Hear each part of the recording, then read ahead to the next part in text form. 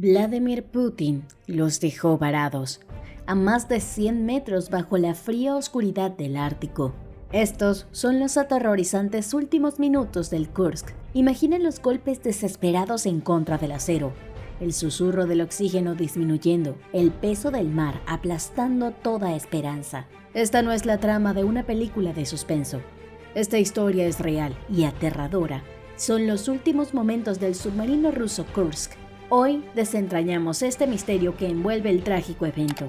Los detalles son escalofriantes, las grabaciones recientemente desclasificadas inquietantes. Y mientras avanzamos a las profundidades de lo que realmente pasó, te prometo revelar informes oficiales que nunca quisieron que vieras. Quédate hasta el final y serás testigo de estas valientes acciones de hombres condenados, de decisiones que cambiaron destinos y de un silencio que duró por 20 años. Por lo que ocurrió en el Kursk no solo es una historia de supervivencia y tragedia, es una advertencia de las profundidades.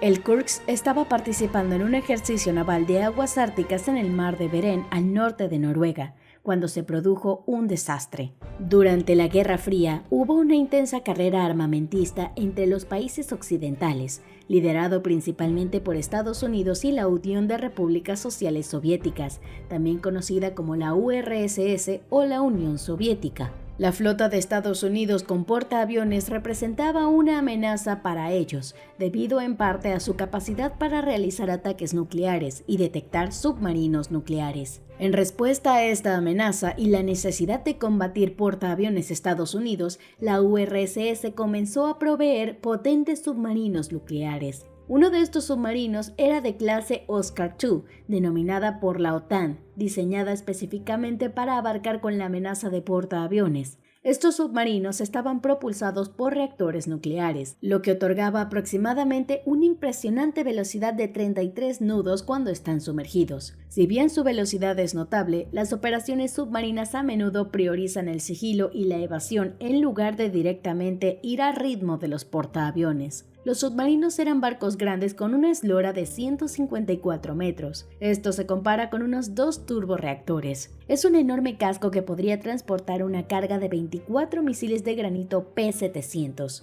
Estos misiles medían unos 33 pies de largo y pesaban 15.400 libras cada uno. Los misiles de granito P-700 estaban equipados lo suficiente como para poder colocar un explosivo y destruir buques de guerra, incluyendo los portaaviones. Uno de estos, el protagonista, K-141, también llamado Kursk.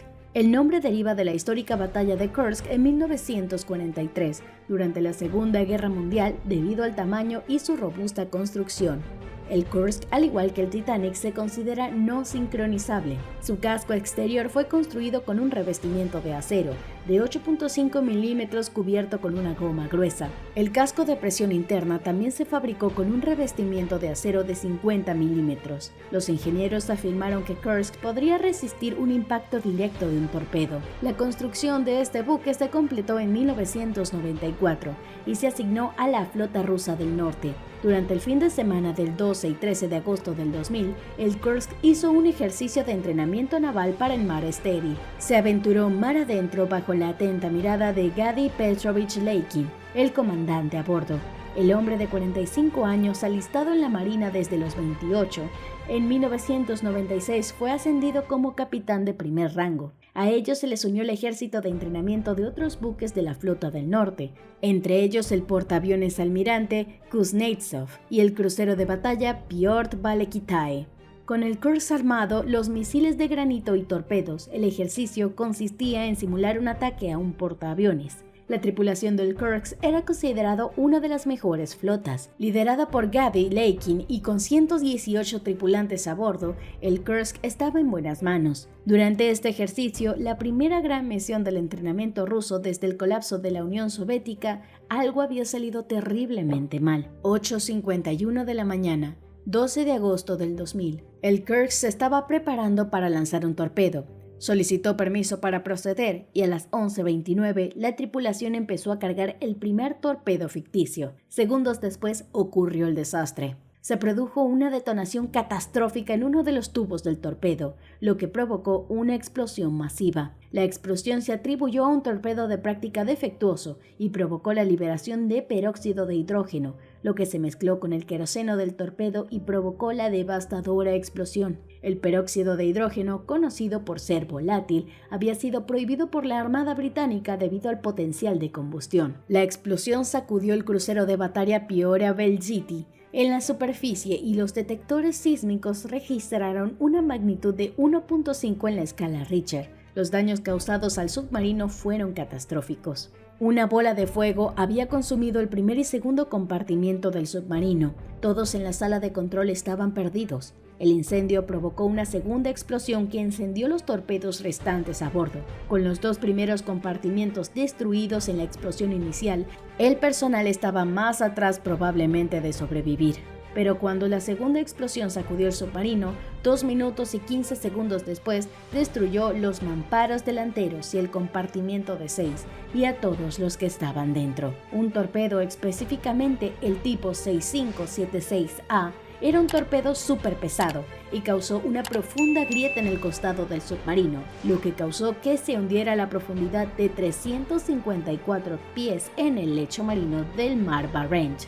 El torpedo descendió a un ángulo de 20 grados antes de impactar con el fondo marino. Afortunadamente, los reactores nucleares se cerraron de forma segura, por lo que no se vertieron residuos nucleares en el mar. La mayor parte de la tripulación se perdió a causa de las explosiones, pero 23 de ellos lograron escapar al compartimiento trasero. Habían evitado el fuego y las explosiones, pero no tenían forma de volver a la superficie. Los buques cercanos, incluyendo los submarinos occidentales, según se informa, patrullaban los mares en ese momento, captando ruidos de golpeteo en sus radares. Ese tapping se prolongó durante 3 días. Algunos descartaron ruidos de sonidos creados por el colapso de equipo o por el submarino, asentándose en el fondo del mar y llenándose de agua. Sin contacto por radio, estos supervivientes seguían luchando por sus vidas. Necesitaban una forma de comunicarse con el mundo exterior. Golpear el metal contra el metal era una forma de lograrlo. A medida que se difundió la noticia de la tragedia,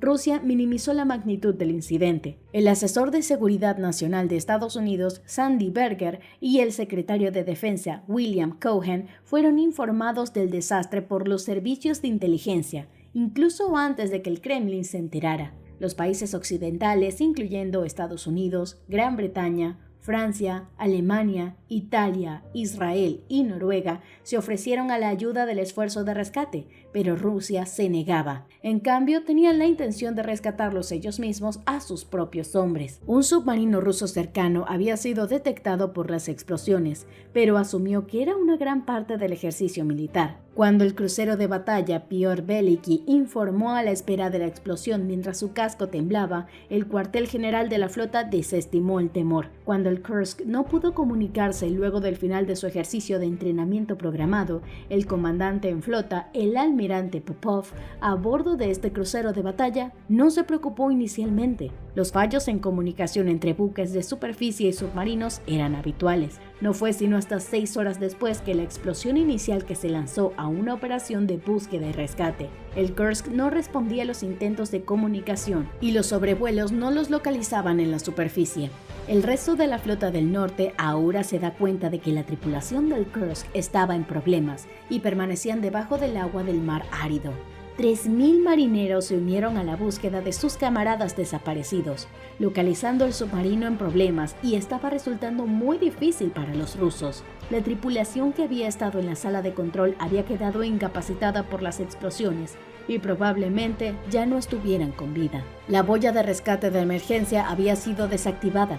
El propósito de la boya era liberarse cuando las condiciones ambientales del submarino cambiaran por causas como fuego o presión. Flotaría hacia la superficie y daría la señal de la posición del submarino. Sin embargo, por una inspección posterior, los investigadores descubrieron que la boya había sido inutilizada por la expedición anterior. El Kursk había estado espiando a los buques de guerra estadounidenses en el Mediterráneo. En ese momento, los rusos les preocupaba que Bowie pudiera activarse accidentalmente, revelando su posición a los Estados Unidos. Cuando el Kursk comenzó el ejercicio de entrenamiento, la boya de rescate nunca se reactivó. Finalmente, este vehículo ruso de rescate en inmersión profunda, AS-34, fue desplegado como parte de la operación de rescate.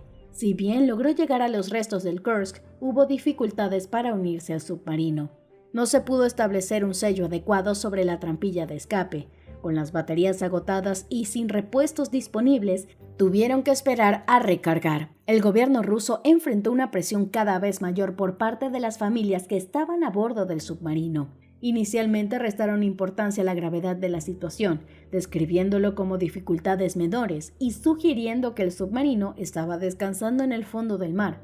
Hicieron declaraciones falsas a los medios de comunicación y a sus seres queridos, afirmando que estaban en comunicación con quienes estaban a bordo y brindando apoyo esencial como aire y energía.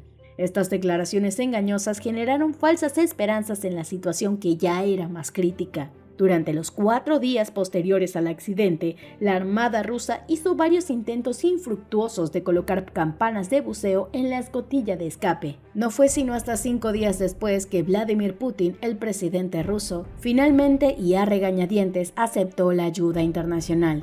Sin embargo, la cuestión candente persistía. ¿Llegaría la ayuda para rescatar a los 23 militares restantes? Los buzos de rescate británicos y noruegos tardaron solo 2 días en abrir la escotilla del 9º compartimiento, pero ya era demasiado tarde. Todos los hombres en la retaguardia ya habían fallecido.